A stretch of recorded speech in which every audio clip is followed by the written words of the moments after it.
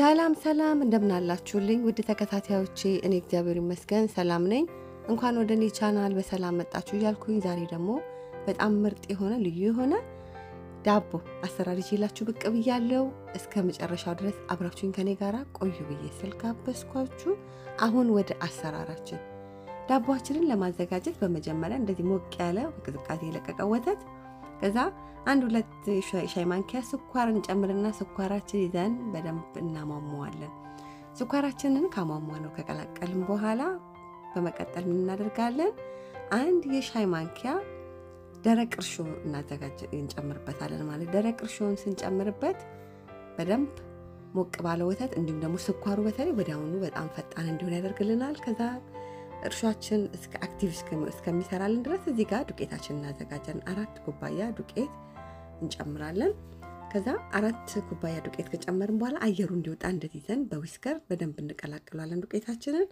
በመቀጠል እዚህ ጋር ደረቅ ነገሮችን እንቀላቅለው 1/3 ሩብ ኩባያ ስኳር እንጨምርበታለን እዚህ ጋር ደግሞ የዳቦ ቅመም ቀደም ብዬ ሰርቻለሁ አዘጋጅቻለሁ ዳቦ ቅመም ካላችሁ ወደ ኋላ ታገኙታላችሁ በጣም ምርጥ የሆነ የዳቦ ቅመም ነው ከዛ እዚህ ጋር ጫው እንጨምርበታለን እንዲሁም መልሰን ደግሞ ምን እናደርግበታለን እዚህ ጋር ሌላ እርሾ የተዘጋጀውን እርሾአችንን እንጨምራለን በደንብ ነው በቃ በደግ ያለው 3 እንቁላል እንጨምርበታለን እዚህ ጋር ደግሞ አንድ የሻይ ማንኪያ ቫኒላ እንጨምራለን እዚህ ጋር ደግሞ 1/3 ኩባያ ንጹህ ዘይት እንጨምርበታለን ወይ ደግሞ የአትክልት ዘይት ያለንን ዘይት እንጨምርበታለን ከዛ አንድ ላይ እርጥብ ነገሩን ጨምረን በደንብ እንቀላቅለዋለን ማለት ነው ሁሉን ነገር ማለት ነው ቫኒላውን የጨመርንበት ምክንያት የእንቁላሉን ሽታ በጣም ድራሹን ዳቦ ላይ ብዙ ጊዜ እንቁላል የገባበት ዳቦ ብዙ ሰው አንወድም እንቁላል ይለናል ምናምን ይላልና በእንቁላል ዳቦ ስታዘጋጁ እንደ የብርቱካን ፍቅፋቂ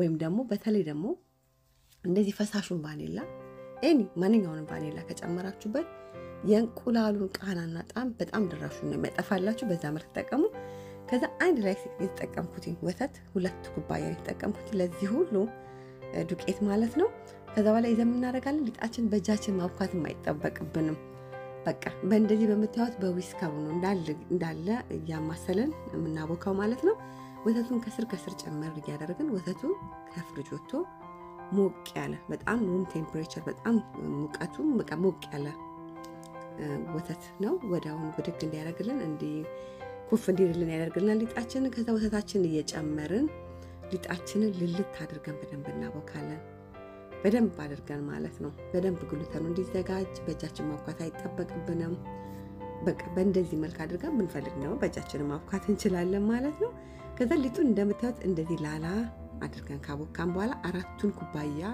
ዱቄት ማለት ነው 4 ካፕ ከዛ በኋላ ምን እናደርጋለን ለትንሽ ደቂቃ ለ15 ደቂቃ የሚሆን ይዘን በደንብ ቃችን ጥርግርግ እናደርግና ትንሽ ብቻ አክቲቭ እንደገና መልሶ ሊጡ ግሉተን እንዲያዘጋጅ ከደን አድርገን እንተዋለን የዳቦዎች ሚስጥር እዚህ ጋር ነው ያለው ማለት እዚህ ጋር ቀጠና አድርገን ላላድርገን ሊጣችን ያቦካ ነው ከዛ ላይ ለትንሽ ደቂቃ ለ15 ደቂቃ ነው ይዘን ሙቀት ሰተነው ከደን የምናደርገው ማለት ነው ላስቲኩ ሙቀት እንዲሰጠው ላስቲክ እያደረኩበት ነው ምክንያቱም ላስቲኩ ሞር ሙቀቱን እፍን አድርጎ በደንብ ወዲያው ብድግ እንዲል ያደርግልናል ከ10-15 ደቂቃ በኋላ ሊጡ እንደምታዩት ትንሽ ግሉተኑ ሰርቷል ወይ ደግሞ በደንብ እንትን ብሏል ከዛ እዚህ ጋር 1 ኩባያ ዱቄት መልሰን እንጨምርበታለን ማለት ነው ዳቦአችንን መጀመሪያ ያቦካንበት አለ በጣም ዳቦአችንን ሶፍት እንዲሆን ስፖንጅ እንዲሆን ልዩ እንዲሆን የሚያደርግልን ማለት ነው ከዛ በኋላ መልሰን እዚህ ጋር ዱቄት ደስት እያደረግን እየጨመርን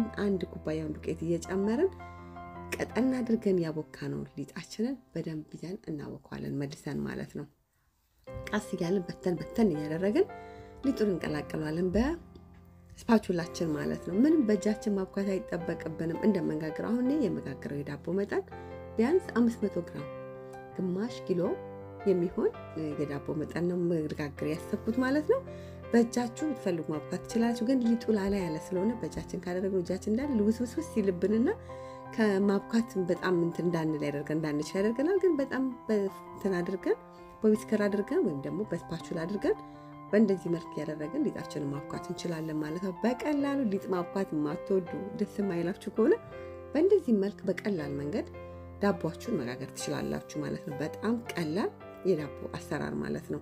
ከዛ ሊጡን እንደምታዩት ቅድም ቀጠን አድርገን ስናቦካው ከነበረው በደንብ ነው የሚላላው። መልሰን የላላውን መጠን የሚያክል ነው እንደነበረ እንዲሆን የምናደርገው ሊጣችንን። በጣም አይወፍርም እንዳያችሁት፣ ከቅድሙ ትንሽ ብቻ ነው አቅም የሰጠ ነው ማለት ነው እንጂ ሊጡ ወፍራም ሊጥ አይደለም። አሁን እጃችንን ብንጨምር ስፓቹላውም ላይ እንዳለ ጥብቅ ብሏል። እጃችን ደግሞ የባሰ ጥብቅ ነው የሚያደርግብን ማለት ነው። ስለዚህ እንደምታዩት የላላ ሊጥ ማለት ነው፣ ልልት ያለ ሊጥ ነው የምናዘጋጀው። ምክንያቱም ዳቦአችን እዚህ ጋር ነው ያለው፣ ቀጥሎ የምናገኘውን ዳቦ እንድናገኝ የሚረዳን ማለት ነው።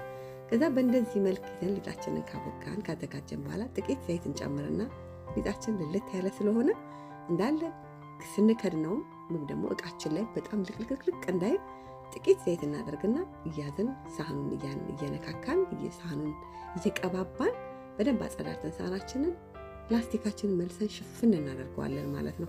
እንግዲህ እንደዚህ ሽፍን አድርገን የምናስቀምጠው ቢያንስ ለ1 ሰዓት ከ45 እስከ 60 ደቂቃ ወይ ደግሞ እስከ 1 ሰዓት የሚሆን ሊጣችን እንደዚህ ቁጭ እናደርገዋለን።